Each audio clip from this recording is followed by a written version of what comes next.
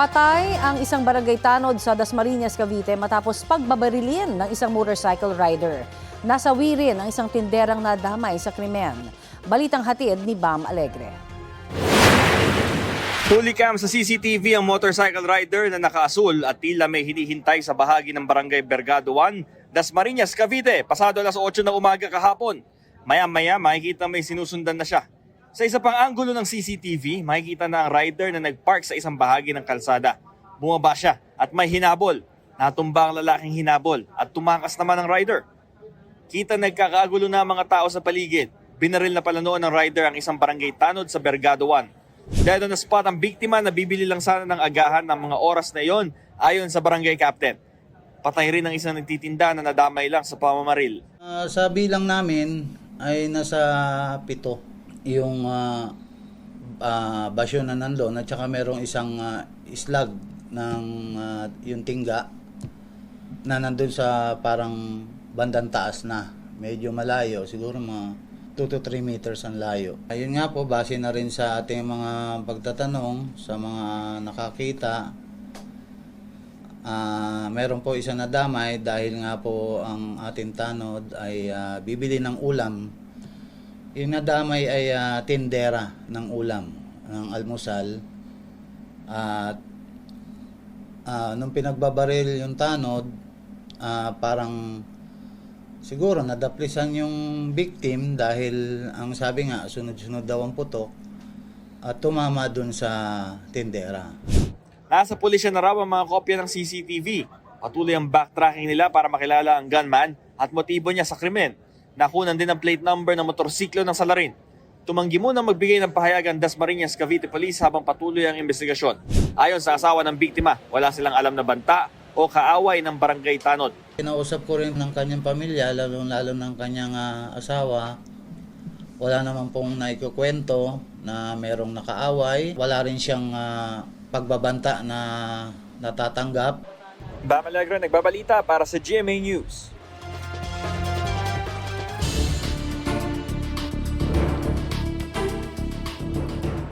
Mainit na balita, natanggap na ng Office of the Vice President ang summons ng Senate Impeachment Court para kay Vice President Sara Duterte.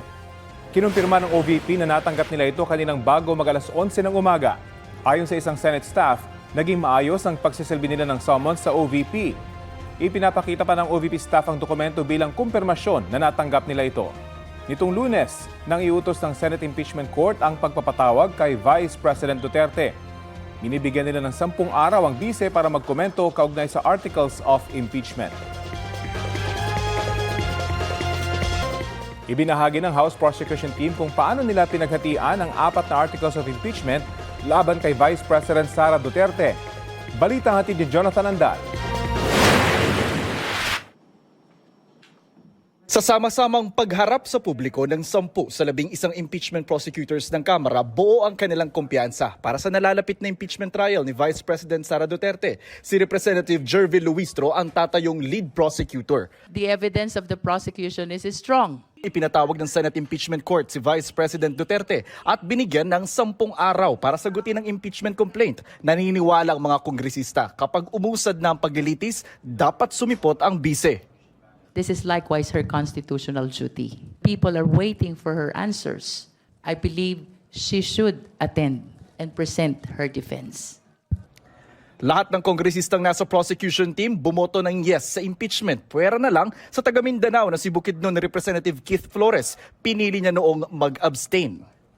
It cannot be denied that there are a lot of people in Mindanao who are actually for the Vice President. So that playing a factor, yes, that played a factor also in my considerations whether to vote or not to vote. I'm taking on the role because not only was I elected, but because I also saw what was presented before the Committee on Justice. Inanunsyo na ang mga tokang articles of impeachment ng bawat kongresistang uusig sa bise.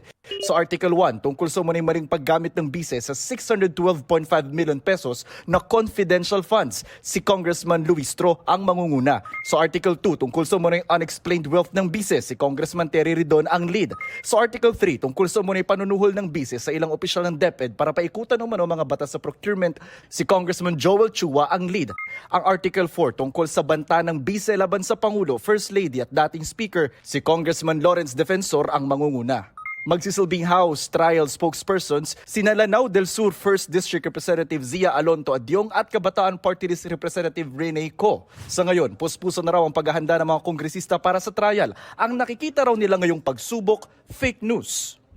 One of the biggest challenges that we face is fake news, trolls na mali ang ikinakalat na balita, maling ebidensya ang binabarina sa utak ng ating mga kababayan. Bago ang mismong paglilitis, magkakaroon muna ng pre-trial kung saan inaasahang magsusumite ng listahan ng mga ebidensya at testigo ang magkabilang kampo.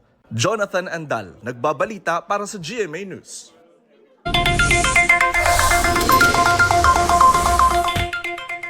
Sa mga bibili ng panlutong LPG, may rollback po sa presyo niyan ang Phoenix simula po ngayong araw.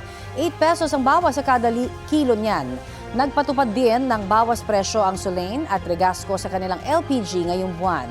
2 pesos ang bawas sa kada kilo ng LPG sa Regasco, habang 3 pesos and 45 centavos naman sa Solane.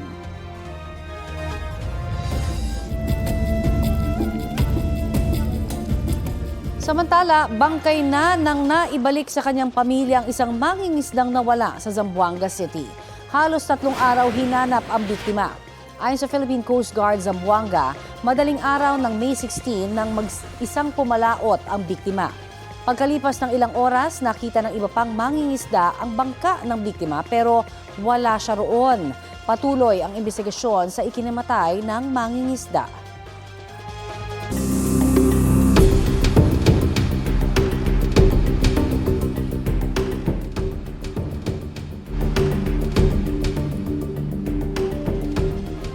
Update tayo sa paghahanda ng House Impeachment Prosecution Panel para sa impeachment trial ni Vice President Sara Duterte. Kausapin natin ang isa sa spokespersons ng prosecution na si Lanao del Sur 1st District Representative Zia Alonto Adyong. Magandang umaga at welcome po sa Balitang Hali.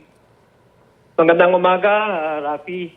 Magandang umaga po sa inyong mga taga-subaybay. Opo. Paano po pinili ng House Prosecution Team yung mga kongresistang i-assign dun sa bawat articles of impeachment? Una, of course, kailangan yung expertise ng bawat isa. I think more than that is yung division of labor eh. Kasi kailangan, importante ito na impeachment trial. Pakasaysayan po ito. So, yung articles, para po may lahad nila ng mas maayos ang magiging presentasyon nila, no, evidences, kung sakaling umabot doon sa punto na yung articles of impeachment ay pag-uusapan na. So I think it's more on having the expertise, no, because the people deserves nothing less but the accurate information that they deserve to know, no. So invested na masyado dito ang ating kababayan. So it's they deserve nothing less but the truth, no, and we can only establish the truth if there's an accurate information that will be provided to them. And the only way to do that is to have a specialized focus on particular articles so that they can effectively not only present their evidences, but effectively argue before the Senate acting as impeachment court the cases and the allegations against the Vice President. Paano po naghahanda ngayon itong prosecution panel? The prosecution, up to na, nag-ano naman sila eh. Since na nagkaroon na po sila ng assignments, they are now preparing, no, ang kanilang magiging response doon sa, kasi today I think the camp of the Vice President has confirmed that they are in receipt of the summons to comment on the articles of impeachment. So non-extendable 10 days. So once they're done with that, the prosecution panel will also given 5 non-extendable 5 days to respond to the comments of the Vice President. I think because of the confirmation of the Cabinet Vice President, that's one of the things that the prosecution would anticipate, prosecution team would anticipate and how they would respond to the comments of the Vice President. Ngayon na bago na po yung liderato ng Senado, ano po nakikita niyong implication nito sa gagawing impeachment trial ni VP Duterte? Nakita naman natin na forthwith na kinonvene ni Senator Alan Peter Cayetano yung ating ang Senado na maging impeachment trial, court rather, So we anticipate that following the wearing of the robes and then convening the Senate into an impeachment court, we understand that the Senate is finally exercising their constitutional duty to try and decide the merits of the case. We understand that once the trial will start, na-anticipate naman natin with the evidences that the prosecution team will provide, hindi lang po ang Senado, but ang buong bayan po ang makikinig at makikilahok dito sa usaping impeachment na to. So we anticipate a favorable action from the Senate as an institution because they have already convened as an impeachment court, and they have already issued writ of summons for the stamp of the Vice President with a non-extendable days of 10 days to comment on the articles, and also a non-extendable 5 days for the prosecution to comment to jumpstart the preliminary the pre-trial of the impeachment court. Nabanggit nyo nga po yung mga senador yung boboto rito, pero mahalaga rin na makita ito ng taong bayan at mahimay yung mga ebidensyang ipipresenta ng prosecution team. Bakit po mahalaga na makita ito ng taong bayan? Well, unang-una pinag-uusapan po dito natin ay yung konstitusyon. Though as ang Vice President po ang nililitis, pero ang lumilitis po talaga sa kanya ang konstitusyon. Dahil ang nakataya po dito yung accountability mechanism ng Constitution na sinasabi naman po ng ating batas, sa Ligang Batas, na wala pong nangunguna sa batas ng bayan. Ibig sabihin, no one should be above the law. Ay meron naman pong probable cause na na-establish during the confirmation hearings po ng Committee on Justice.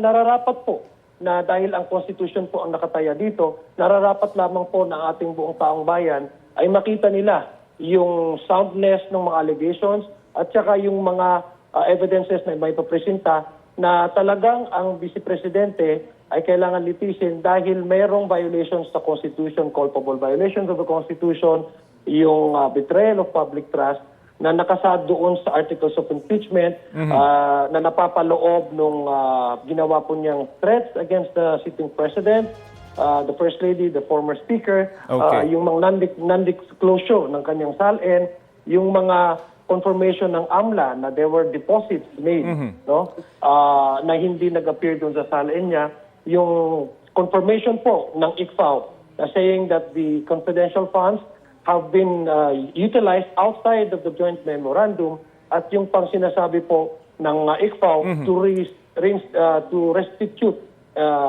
the 173 million pesos right away, and for other portion of the confidential funds in the first, second, and third quarter of 2024 that was flagged by the COA as disallowed, meaning hindi tama in paggasta. So these are all things that the public should know because nararapat po, because we are a public servant, nararapat po na yung accountability at saka yung responsibility natin to explain it to the people kasi sa kanila po talaga nanggagaling ang legitimacy ng ating opisina. Bakit nyo po nakikita ang pagsubok o hamon yung pagkalat ng fake news sa gagawing paglilitis? Ina-anticipate nyo ba na magkakaroon ng troll operation against the prosecution team? Ina-anticipate po natin kasi invested masyado ang ang mga kababayan natin, at meron din naman po section na mga supporters ng Vice President para po magkaroon ng clarity ang ating mga kababayan dahil mismo ang mga recent surveys, lumalabas po na 69% according to Okta survey ay gusto po nilang umunsad itong paglilitis na ito. It's either, you can either oppose or agree to the position of the prosecution, but definitely the people deserves to know the truth, deserves to know a verified factual information. Kasi unang-una, ang tumatayo po dito ang konstitusyon. Ang konstitusyon, sinasabi po niya, merong accountability ang mga impeachable officers. Since tayo, yung mga impeachable officers, ang source ng kanilang legitimacy to continue serving as Vice President, in this case, the Vice President Sara Duterte, ay nanggagaling sa tao, ay nararapat lamang na ang taong bayan ay marinig nila at madinggin nila at makita nila itong mga evidences na ipapresenta ng prosecution. At the same time, marinig din nila, mabigyan ng opportunity at marinig din nilang defense kung anong magiging argumento nila to counter these evidences. Sa punto po ito, may agam-agam pa ba kung dadalo ang Vice President o hindi dun sa impeachment trial? Wala po tayong posisyon para sagutin yan, pero ang panawagan po ng prosecution team ay simula po nung nagkaroon tayo ng confirmation hearings ay makadalo sana ang ating Vice President kasi we are also in compliance with the principle of due process. Nakita naman po natin yan during the confirmation hearings ng Justice Committee. Unfortunately, hindi po sila dumalo. So ngayon, nasa depensa na po yan. Although ang position natin is dapat lang po dumalo ang ating Vice President. Sa tingin niyo po gaano katagal yung itatakbo ng impeachment trial or at least yung presentasyon ng prosecution team doon sa mga ebidensyang kailangang ilatag? Doon lang tayo magbabase doon sa confirmation ng binigay po ng kampo ng Vice President na na-receive na nga po nila itong summons to comment on the articles of impeachment. So ibig sabihin kung non-extendable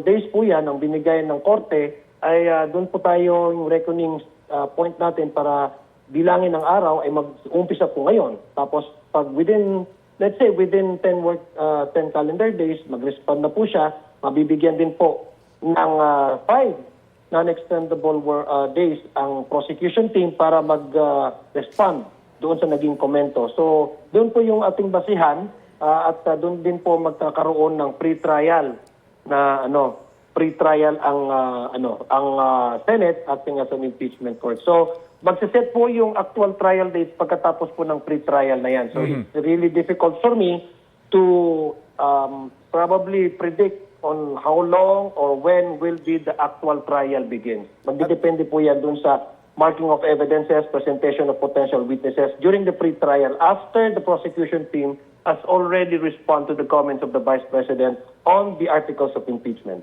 At this point, na-secure na po ba yung lahat ng mga tetestigo laban sa Vice President? Sa ngayon po, the prosecution team is working on that. Wala pa pong pre-trial. Malalaman na po natin yan during the pre-trial because part of that is also the presentation of potential witnesses. At kailan niyo po i-anunsyo yung pangalan ng mga makakasama niyong private prosecutors? Baka po, baka doon na po sa pre-trial yan. Sa ngayon, ang tumatayo pong prosecution ng mga public prosecutors po natin composed of representatives from the House of Representatives na tatayo pong public prosecutors. And these are the 11 members ng prosecution panel who presented themselves the other day during their press conference. Okay, marami po tayong abangan. Maraming salamat po sa oras na binahagi nyo sa Balitang Hali. Maraming salamat, Sir Rafi. Ang House Impeachment Prosecution Panel spokesperson, Congressman Zia Alonto Adyong.